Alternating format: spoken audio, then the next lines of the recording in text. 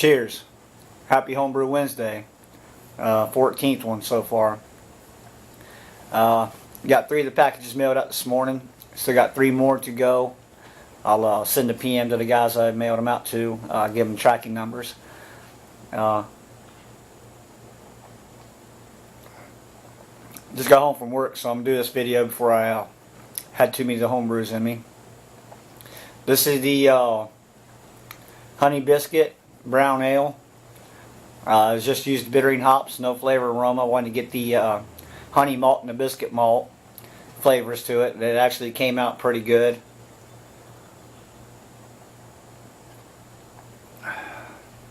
So that's what I've been drinking on for the last few days. Not a whole lot going on. I'm going to show you a project I've been working on. Still waiting for a few more things to come in the mail that I had to order. It's a stir plate.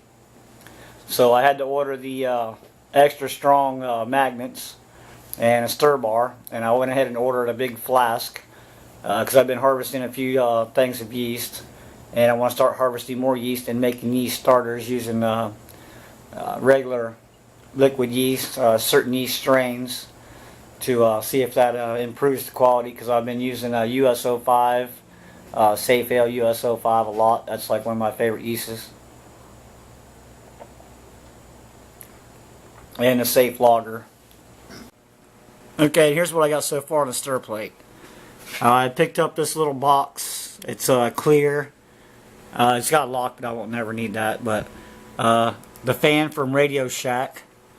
It's got these blue LED lights in it. I'm not sure why, but it's just a regular computer fan. I glued a few pennies on the corners of it and wired it into the side.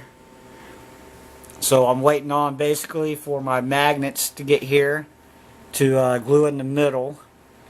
Then I can glue this on the underside of this lid, and I'll have something to set my stir plate or my flask on to put my stir bar in and make my yeast starter. But I just thought that'd be cool with the clear box and the blue light going on it, so to make a yeast starter. So I just basically wired it into a plug that goes into the wall. I just wired it all myself. So cheap, easy. I think I've got maybe less than 20 bucks in it. Well, the flask was about $12, so the stir plate was a few dollars, or the stir bar. So I might have about 25 in it altogether.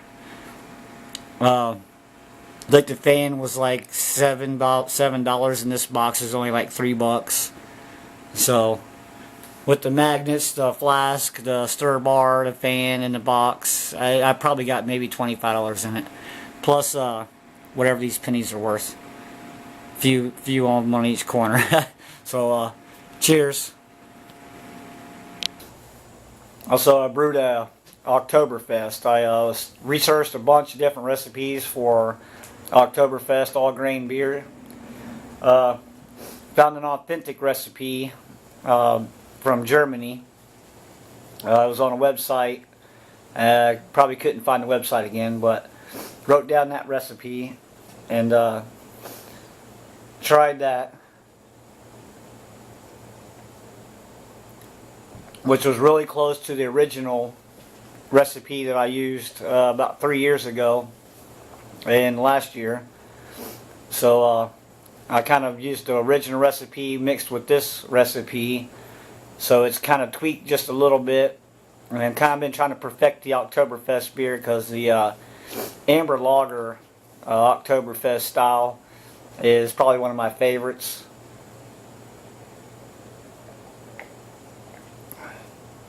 This has really good head retention and lacing,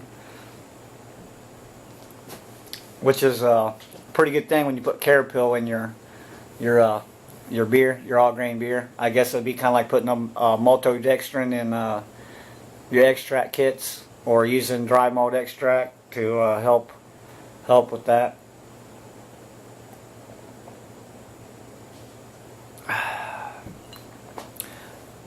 So let's check out the lager and see how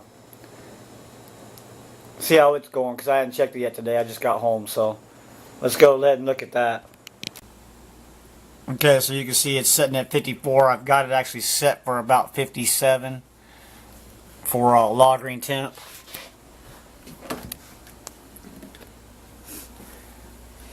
It smells pretty good. What is today? Tuesday, but I brewed it Sunday. Man, that smells really good.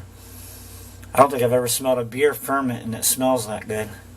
It smelled pretty good when I was getting into boil and stuff. It only has, this recipe only calls for 2 hop additions. One at 40 and one at 30. The Tettnang 6.1, 3/4 of it, put in at 40-minute boil. And the Halitoa 4.3, I believe it was. 1 ounce of that put in at the 30-minute mark. No 15-minute addition, no flame out addition, 5-minute aroma, no dry hopping. It's just, that's just about it. And man, it smells good. It smells really good. But this won't be ready until right at Oktoberfest. So that will be perfect timing. I am going to let this sit in the bucket for 3 to 4 weeks. And then I'll transfer it into the glass carboy for at least 1 week. Let it settle down. And, well, transfer it in the glass carboy, put it in here for 1 week, let it settle down and cold crash it. Set the temperature down to about 40 and cold crash it. So, that's that. Okay, so this is the, it's actually an amber lager. It looks a little darker. It's on the darker side, but I imagine after it's bottled, it'll probably be a lot lighter colored. I dry hopped it with some Cascade. Thought it was pretty much done fermenting. When I put it in the carboy, it clear up, but then it started bubbling again some more. So, it might take another week or 2 before it's done. And it's been sitting in here probably about 4 days now. So that one's that. The last one I got transferred and I'm drinking that now. So let's get back to the Homebrew Wednesday.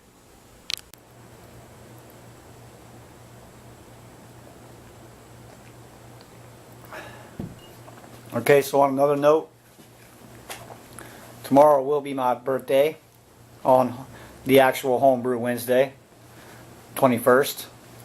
And this weekend my homebrew club is doing a tour of Rock Mill Brewery. I think there's 17 of us going. We'll get to taste their seasonal beers right now. There's 4 of them. I'm going to try to pick up about 3 or 4 bottles of each one. And it's a cheese tasting. So they do beer and cheese. And try to take some video footage and some pictures of that. And at the end of September, going to the Columbus Oktoberfest at the fairgrounds, which is about 45 minutes from here. So be my first time going to that. So it should be a fun weekend and a fun end of September, which will give my Oktoberfest lager be ready about the same time. So should be a great weekend, and 2 great weekends. And that is holding some great lacing.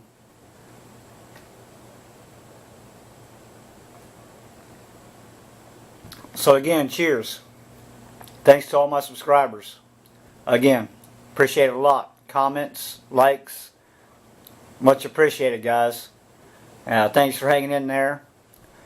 And I think a few more of these and I'm going to be drunk, so I'll go ahead and get to the end of this. I'm going to try to keep this one short so you can watch other Homebrew Wednesday videos.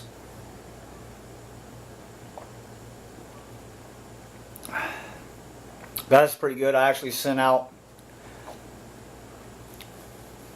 a bottle to somebody, maybe 2 of them. That they'll get to try that, and maybe they'll record it. I don't know, but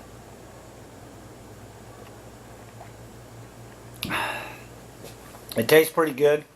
It tastes really good, actually. For not having flavor and aroma hops in it, just a bit straight bittering hop.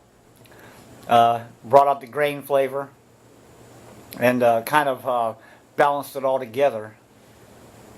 So waiting forward to see the review on that. And cheers. Happy Homebrew Wednesday. This will be number 14.